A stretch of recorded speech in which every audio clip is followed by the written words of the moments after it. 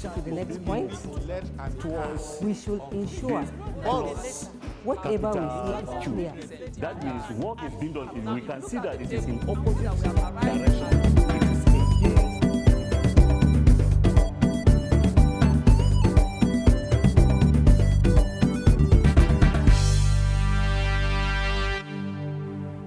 Good day, learners at home.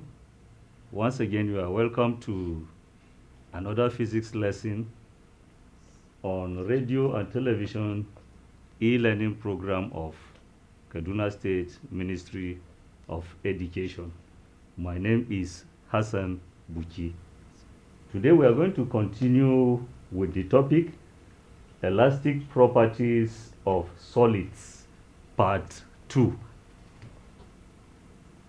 In the outline, we have Young's modulus, work done in springs and elastic string, then elastic potential energy.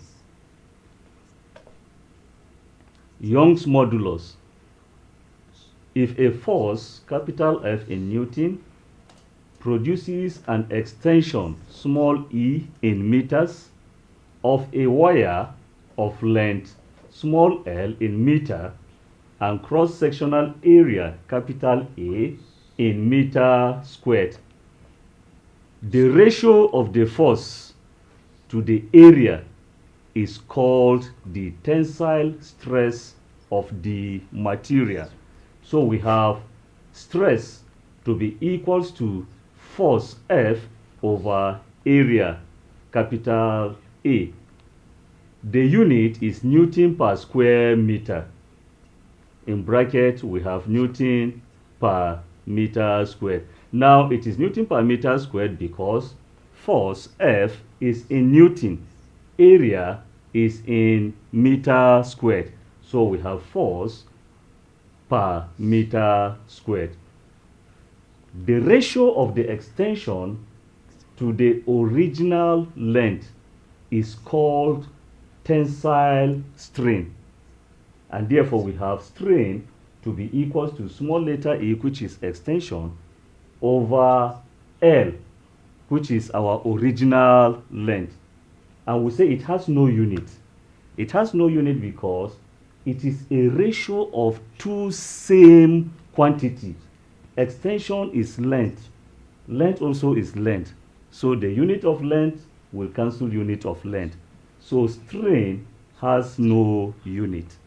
Now in our first class student, if you remember, we saw the statement of Hooke's law as applied force is directly proportional to the extension produced by the force. Now it can also be stated in this way that we are going to see. So Hooke's law can also be stated as tensile stress is directly proportional to tensile strain, provided elastic limit is not exceeded. That is the condition.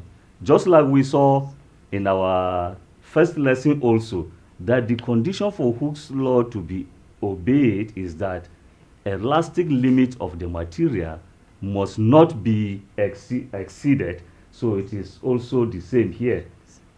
Mathematically, tensile stress is directly proportional to tensile strain. So if we remove the sign of proportionality, we will now introduce a constant.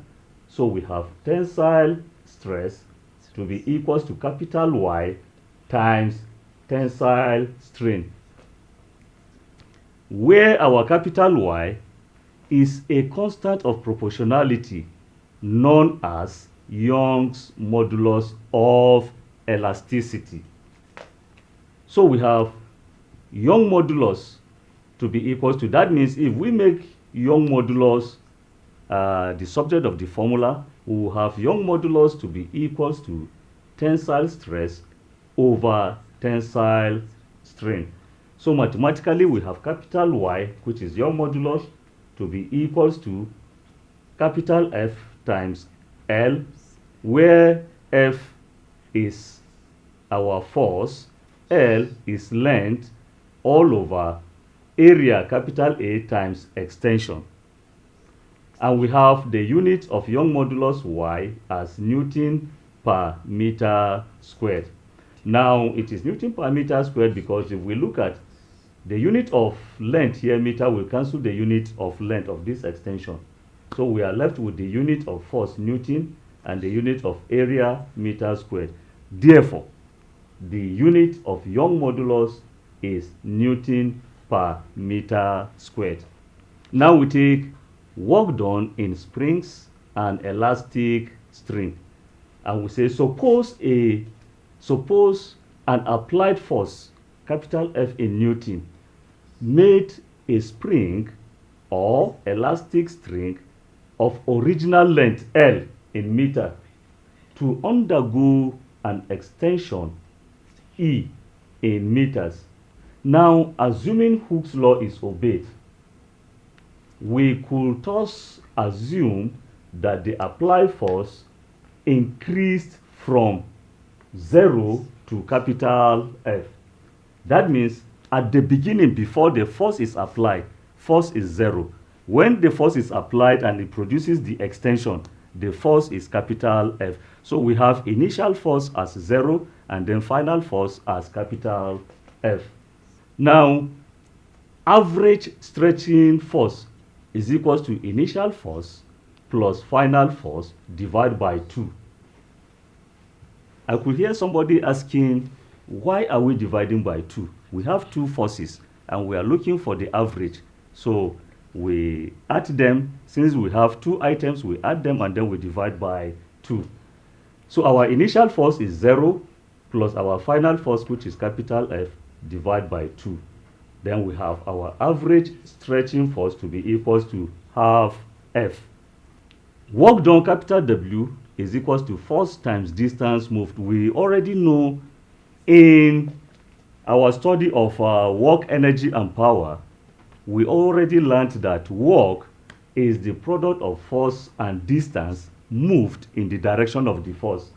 So we have work done to be equal to, the force here is our average force, times then our distance is the extension produced. So we have work done to be equal to our average force is half F, then times our extension, which is small e. So W will be equal to half Fe.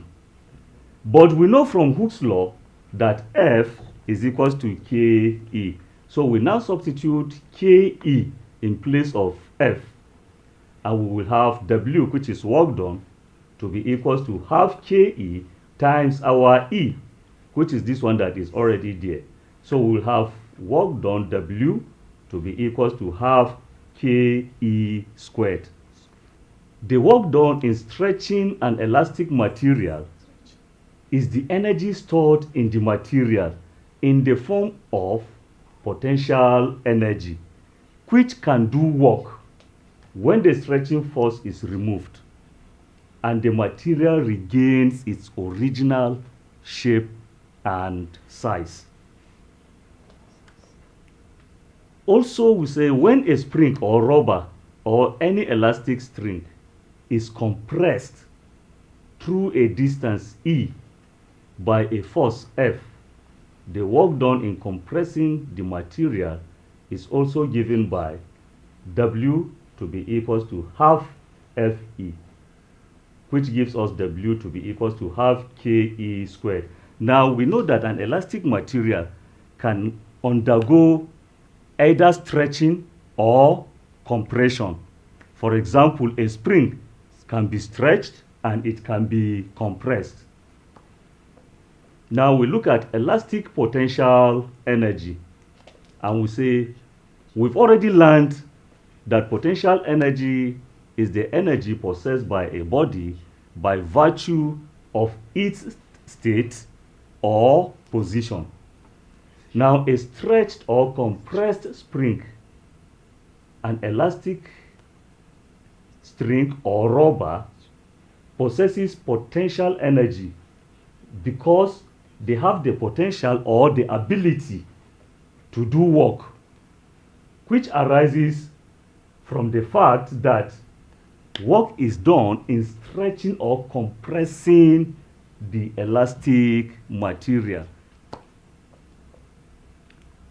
This ability of the stretched or compressed elastic material to do work is known as elastic potential energy. It is the energy stored in an elastic material as a result of its stretched or compressed state. Now, what we are saying here is when an elastic material undergo stretching or compression, work is done in stretching it or compressing it. And this work that is done is being stored in the spring or elastic string in the form of potential energy. And we call it elastic potential energy.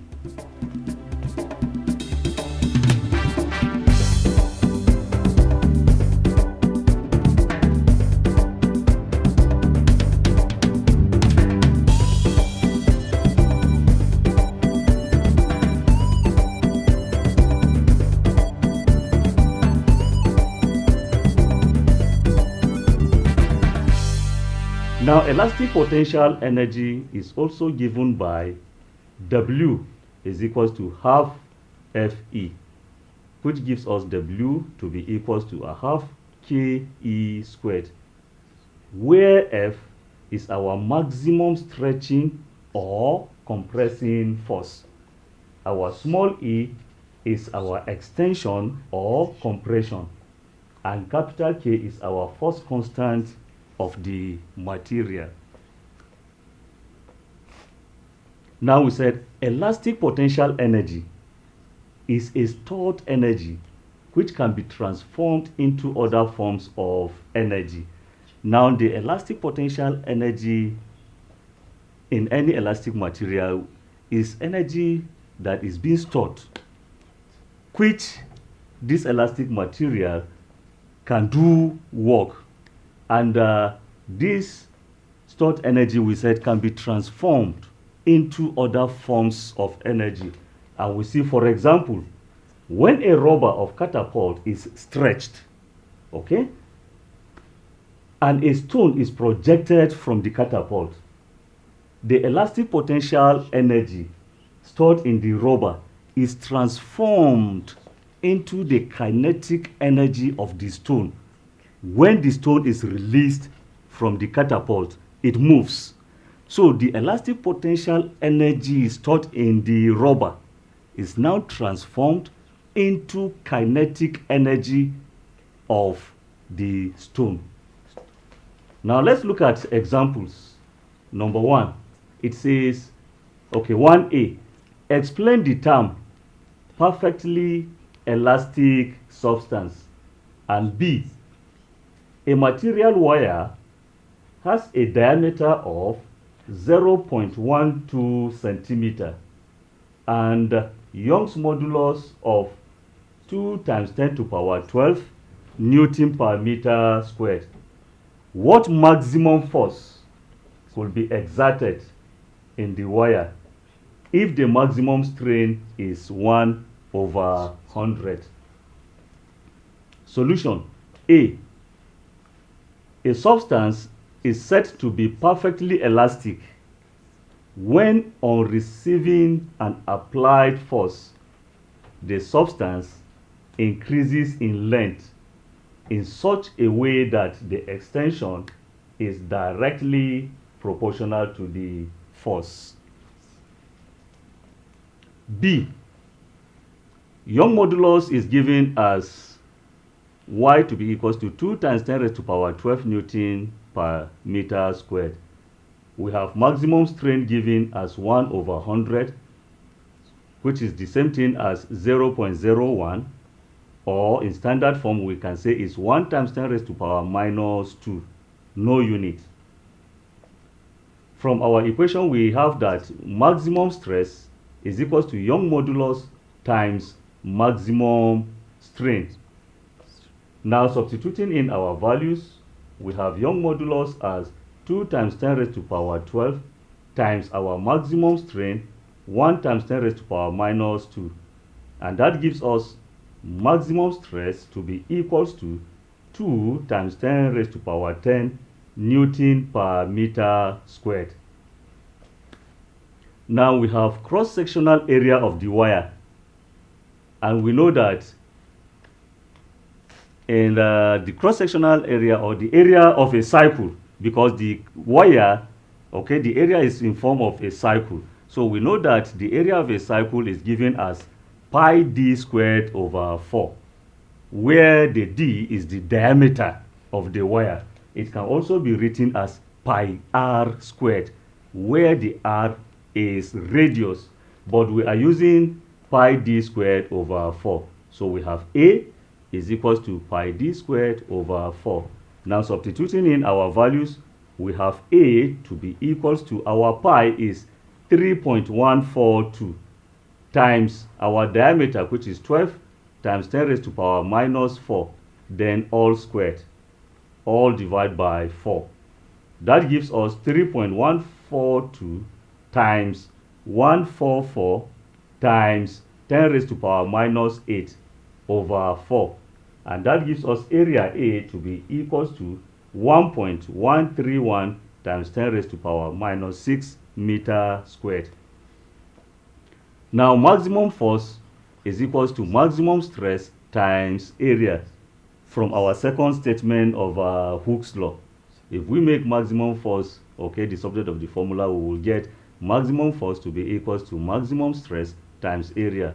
Substituting in our values, we have F to be equals to maximum stress as 2 times 10 raised to power 10 times 1.131 times 10 raised to power minus 6. And we have our maximum force F to be equals to 2.262 times 10 raised to power 4 Newton, or 22620 Newton. Example 2. A stone of mass 20 grams is released from a catapult whose rubber has been stretched through 4 centimeters. If the force constant of the rubber is 200 Newton per meter, calculate the velocity with which the stone leaves the catapult. Solution. We have mass of stone given as 20 grams. So we have small m is equals to 20 grams. Converting to kilogram, because gram is not the SI unit of mass. So we will now have 0.02 kilogram. Somebody out there could be asking, how did we get 0.02? We divide by 1,000. I could hear somebody saying, why not 100 but 1,000? We divide by 1,000 is because it's 1,000 grams that gives 1 kilogram, and that is why we are dividing by 1,000. Now the extension of the rubber, small a, is equals to 4 centimeter. Converting from centimeter, because centimeter is not our SI unit. Meter is our SI unit, so 4 centimeter will give us 0.04 meter. Why? Because we divided by 100, and we divide by 100 because 100 centimeter makes 1 meter. Force constant of our rubber, K, is equals to 200 Newton per meter. Now we say, let velocity of the stone be V meters per second. Just as the stone begins to move, the elastic potential energy of the rubber is being transformed into the kinetic energy of the stone. Elastic potential energy of rubber is equals to what? Kinetic energy of the stone. So we have half Ke squared to be equals to half mv squared. Now half will cancel half. So we have Ke squared to be equals to mv squared. Making v squared the subject of the formula, we have v squared to be equals to Ke squared over m. Substituting in our values, we have v squared to be equals to 200 times bracket 0.04 squared divided by 0.02. So v squared will be equals to 200 times 0.0016 divided by 0.02. That gives us v squared to be equals to 16. Now we are looking for v, not v squared, so we take square root. So v will be equals to square root of 16, and that gives us 4. So v, the velocity with which the stone leaves the catapult, is 4 meters per second. And with this, we have come to the end of our lesson for today, and that concludes our study on the topic elastic properties of solids. Before I go, I will call on my colleague, Mr. Napoleon Kure.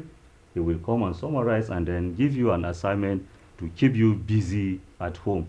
Meanwhile, don't forget, stay safe and keep learning, because it's only the living that can learn. Thank you. See you in our next lesson.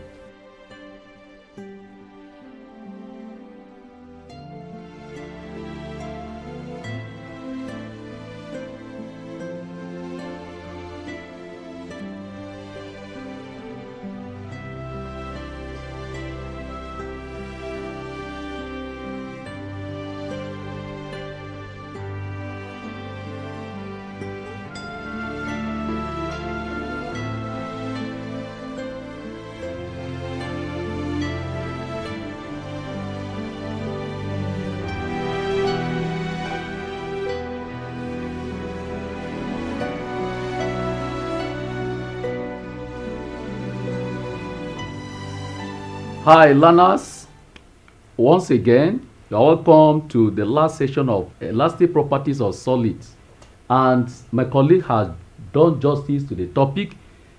We look at example 3.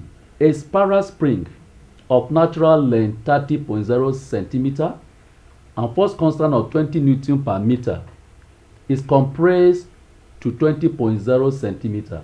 Calculate the energy stored in the spring. Solution.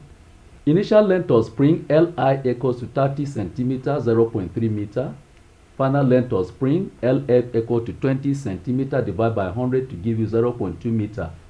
Compression of spring E equals to Li minus Lf. E equal to 0.3 minus 0.2 equal to 0.1 meter. Force constant is K equals to 20 Newton per meter. For the energy stored in spring, we say W is equal to half KE square, where our K is a constant, 20, and our E is 0.1 extension. So W equal to half KE square will be equals to half times 20 times bracket 0.1 square. Half into 20 will give you 10, and then square 0.1 will be 0.01. Multiplied by 10 will be W equal to 0.1 joules. Now, before the assignment, in summary, what we have learned this day is on elastic properties of solid part 2. Young modulus have been defined as the ratio of tensile stress to tensile strain. And tensile strain simply refer to ratio of force to area, cross-sectional area. Please, that word cross-sectional is very important. And tensile must be mentioned in defining stress or strain. Tensile is very important. And we said our tensile strain is a ratio of the extension to the original length of a given material. By the time you substitute, you have your modulus will be equal to stress over strain, tensile, and will be F over A over E over L. Y. Most cases, some books use capital E. Whichever letter that is used is important. You define why one your modulus is. It can be capital Y, it can be capital E, or any other letter. So E will be equal to or Y FL over AE, and the unit is the same as tensile stress. Beyond that, we also establish the fact that work done in an elastic material or string is the same as the work stored in it, and is elastic potential energy, which can be transformed by the principle of conservation of energy. And with that, it gives us that W is equal to half Fe or half Ke square. These are very important formula you shouldn't forget. Once again, your modulus is FL over AE, stress is F over A, strain is E over L, W is equal to half Fe or half Ke square.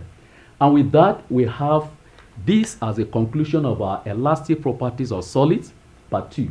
We have this assignment to give you so that you can keep yourself busy and consult references that will also be given for more work to be done.